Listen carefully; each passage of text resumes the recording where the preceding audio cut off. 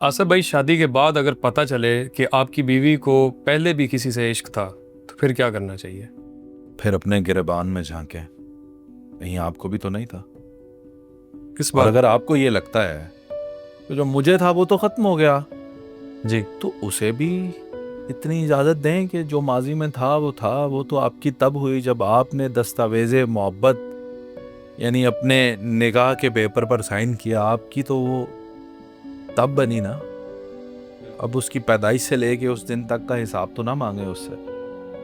और अगर मांगना है, अगर ये समझते हैं कि मेरा हक है, तो मैं बीवी से पूछूं पैदा होने के बाद से लेके मेरी जिंदगी में आने तक आप क्या कर रही थी, तो फिर एहतसाब बराबर कीजिएगा। अपना भी हिसाब पैदाइश से लेकर वहां तक रख दीजिएगा। यकीन माने कि किससे आपसे कई गुना कम ही होंगे, ज्यादा नहीं होंगे। अब आप ये पूछना अगर चाह रहे हैं कि उसकी तबीयत में कोई ऐसी बात आपको नजर आती है या उदासपन है, बाज औकात लोग जो हैं, अगर उसने बोला ही ना हो। हाँ, ये अब एक अहम बात है जी।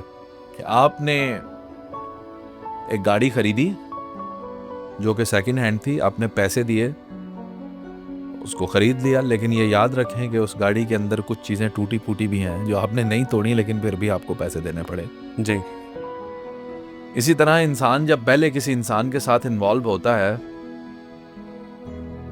तो मुजदम खान का एक शेर है, मुझसे पहले ही था किसी और से इश्क उसे, हम अगर एक भी हो जाते तो ढाई होते। वाह वाह, सही। इंसान के अंदर इंसान रह जाता है, लेकिन कितना रह जाता है ये मैं आपको बताता हूँ। एक गहरी चोट आपको लगी, जी। कितनी तकलीफ होती है। बहुत होती है। आहिस्ता आहिस्ता जख्म हील होता है, जी। हील होते होते जख्म भर जाता है, आप भूल जाते हैं, अब आपको याद ही नहीं रहता। कभी कभार कहीं बैठे हुए आपने ऐसे बाजू को देखा, ओह यहाँ पे तो चोट लगी थी, जी। निशान आज भी है, बस निशान रह जाता है, दर्द खत्म हो जाता है। सही। किसी इंसान को भूला तो नहीं जा सकता।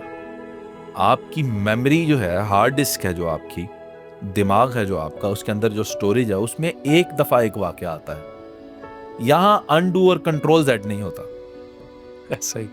अब वापस नहीं जा सकते, बिल्कुल। वो वहीं पे मेमोरी स्टोर हो जाती है। कोई बुरी बात भी नहीं है, आपने जिंदगी में कितने अच्छे काम किए, कितने बुरे भी किए होंगे। हो सकता है वन व्हीलिंग की हो, अब्बा जी के पैसे चुरा लिए हो, अम्मा जी के चुरा लिए हो, किसी को टांग रख के गिरा दिया हो, किसी की चुगली की हो, किसी को थप्पड़ मारा हो। वो सारे वाकयात क्या निकल गए? रहते हैं, कोई ना कोई मौका होता है याद भी आ जाते हैं। बस इतना ही है उसके जहन में भी।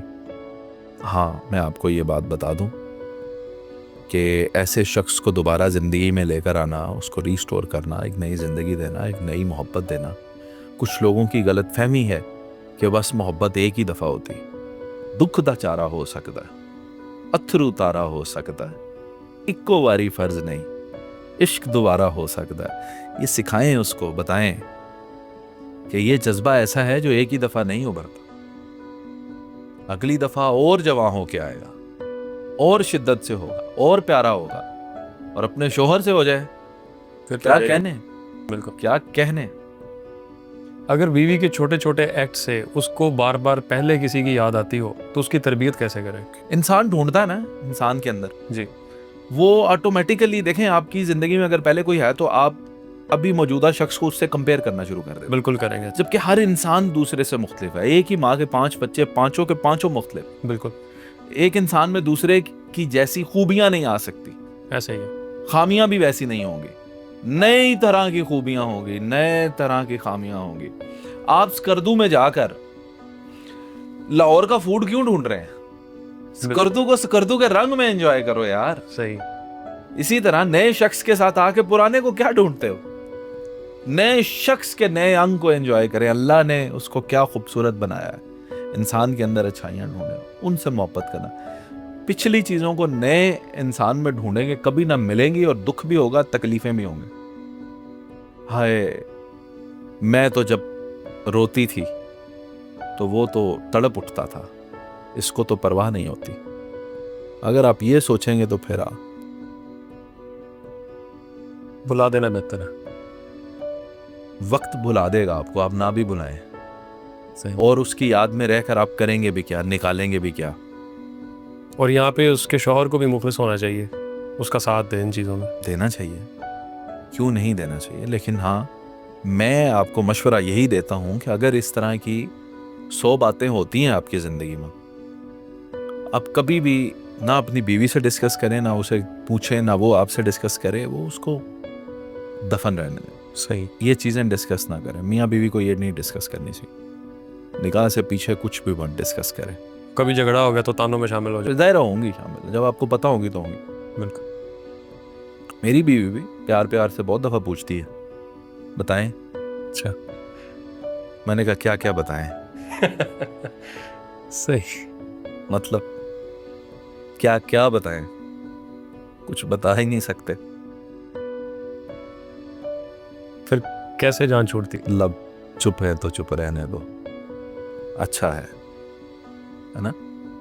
उनकी कश्मकश भी जागती रहती होगी आपकी इन बातों से। जागती रहे, सही। इसमें क्या फर्क पड़ता भाई। एंजॉय करना चाहिए ज़िंदगी, बिल्कुल भुला के चीज़ें आगे बढ़ना चाहिए।